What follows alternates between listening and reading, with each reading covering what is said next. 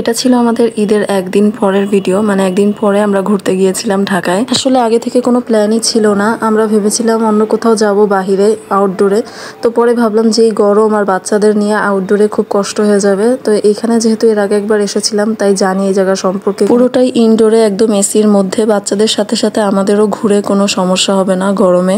তো এটা হচ্ছে মিলিটারি মিউজিয়াম। এখানে আমরা সারা ছোট থাকতে একবার এসেছিলাম, তখন সাদমান ছিল না।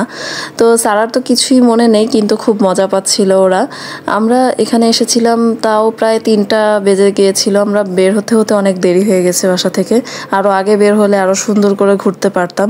তো ঈদ উপলক্ষে এখানে 8টা পর্যন্ত খোলা, এমনিতে নর্মালি 8টা পর্যন্ত খোলা থাকে না। তো আমরা প্রথমেই এখানে নিচতলায় চলে গেলাম ঢুকে। আমার কাছে তো এই পুরো মিউজিয়ামে এই নিচতলাটাই সবচেয়ে বেশি ভালো লেগেছে। এখানে হয়তো এখন অনেকেই এসেছে, তবে আমরা যখন প্রথমবার এসেছিলাম তখন এটা একদম নতুন শুরু হয়েছে, তখন বেশি মানুষ চিনতো না। এখন তো এই জায়গা অনেক পপুলার হয়ে গেছে আর অনেক মানুষও আসে। আমরা যেদিন গেছিলাম একদম ঈদের পরেই, তো এত মানুষ ছিল, মানে মানুষের ভিড়ে হাঁটা যাচ্ছিল না। আর আমার ছেলে তো এই মাছগুলো দেখে আর নড়ছিলই না, এখানেই দাঁড়ায় ছিল। আমার মনে আছে সারাও ঠিক এভাবেই এখানে এই মাছগুলো দেখে দাঁড়ায় পড়েছিল ছোটবেলায় যখন ওকে নিয়ে আসছিলাম। এই নিচতলাটা আসলে দেখার মতন, পুরোটুকুই নৌবাহিনীদের বিভিন্ন জিনিস দিয়ে সাজানো। আমরা ছোটবেলায় যখন ঈদ করতাম তখন বেশিরভাগই তো বালিয়াতে ঈদ করা হতো। তো বালিয়াতে ঈদ শেষ করেই হয়তো ঢাকায় নানানুর বাসায় চলে যেতাম, আর না হয় খালামনির বাসায় যেতাম। ঈদের পরে ঘোরাঘুরি মানে এগুলোই ছিল, মানে তখন এটাই খুব আনন্দের লাগতো। তবে এখন তো আর বাচ্চাদের সেই সুযোগ নাই, বিশেষ করে আমার বাচ্চাদের তো আর সেই সুযোগ নাই। আমার বাচ্চাদের ঈদ দেখলে আমার খুব মায়া লাগে। আমরা ছোটবেলায় কত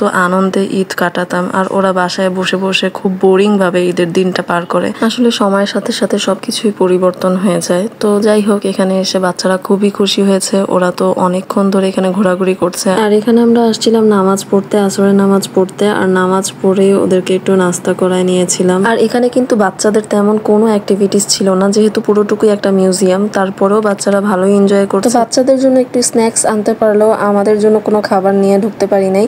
তো মাঝখানে আমরা নামাজের জন্য একটু ব্রেক নিয়ে নামাজ পড়ে আবার বের হয়ে পড়ি। এখানে এত বেশি হাঁটতে হয়, তারপরেও টায়ার্ড লাগছিল না। আর আমরা এখানে ঘুরতে ঘুরতে একজন সাদমানকেও খুঁজে পেলাম, আর সাদমানকে খুব চেষ্টা করলাম তার সামনে দাঁড়ায় ছবি তোলার, কিন্তু আমার ছেলে কিছুই বুঝে না। আচ্ছা, এবার তাহলে ঘুরতে ঘুরতেই কিছু কথা শেয়ার করি। রোজা চলে গেছে, প্রায় অনেক দিন হয়ে গেল, আর এবার রোজাটা এত তাড়াতাড়ি গেছে। আমি মনে হয় আমার জীবনে এত দ্রুত রোজা যেতে দেখলাম এই প্রথম। তবে এবার রোজাটা আমার একদমই ভালো যায়নি, কেন জানি না। রোজার প্রথম থেকেই মানসিকভাবে শারীরিকভাবে দুইভাবেই খুব খারাপ গেছে, মানে ইবাদত করেও শান্তি পাই নাই, কেন আমি জানি না। আল্লাহ আমার উপর হয়তো অসন্তুষ্ট কোনো কারণে। আল্লাহ মাফ করুক আমাকে, আমাদেরকে মাফ করুক আল্লাহ, আমাদের রোজা আল্লাহ কবুল করে নিক। প্রতি বছরই রমজান মাসটা আমার খুব আনন্দে কাটে, কিন্তু এবার সেরকম কিছুই হয় নাই। মানে মনে হলো কোনো মতে রোজা কয়টা চলে গেল। তো যাই হোক, আর ইদানিং আমি এত বেশি অলস হয়ে গেছি। এই ভিডিওটা কিন্তু অনেক আগের, বললাম না ঈদের একদিন পরেই আমরা ঘুরতে গেছিলাম, কিন্তু আজকে এতদিন পরে এটা এডিট করলাম। কেন যেন আমার ভালো লাগে না, এত অলসতা কাজ করে। রোজা তো যেমন তেমন চলে গেল, রোজার পরে এই জিনিসটা আরো বেশি বাড়ছে। আসলে মেন্টালি একটা স্ট্রেসের মধ্যে দিয়ে গেলে কোনো কিছুই ভালো লাগে না। তো যাই হোক, অনেক কথা বললাম, সবই মন খারাপ করা কথাবার্তা। আল্লাহর কাছে শুধু এটুকুই চাওয়া, আল্লাহ যেন আমাদেরকে সব অবস্থায়, সব জায়গায়, সব ধরনের পরিস্থিতিতে যেন ভালো রাখে, সুস্থ রাখে, স্বাভাবিক রাখে।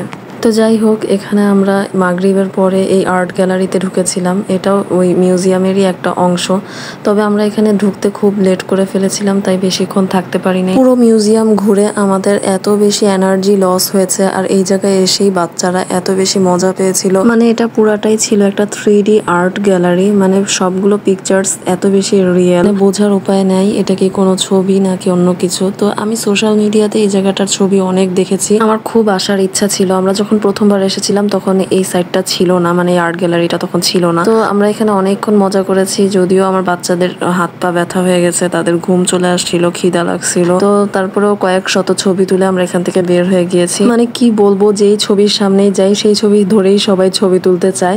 তো এই করে করে অনেকগুলো ছবি উঠানো হয়ে গেছে আমাদের। আর যেহেতু 8টার মধ্যেই মিউজিয়াম ক্লোজ করে দিবে, আর এদিকে বাচ্চাদেরও বেহাল দশার সাথে আমরাও টায়ার্ড হয়ে গেছি, তাই আর বেশিক্ষণ দেরি না করে আমরা বের হয়ে পড়ি আর গাড়িতে করে বাসার দিকে রওনা দিয়ে দিই। তো আজকের ভিডিওটা আমার এই পর্যন্তই। সবাই দোয়া করবেন। আল্লাহ হাফেজ।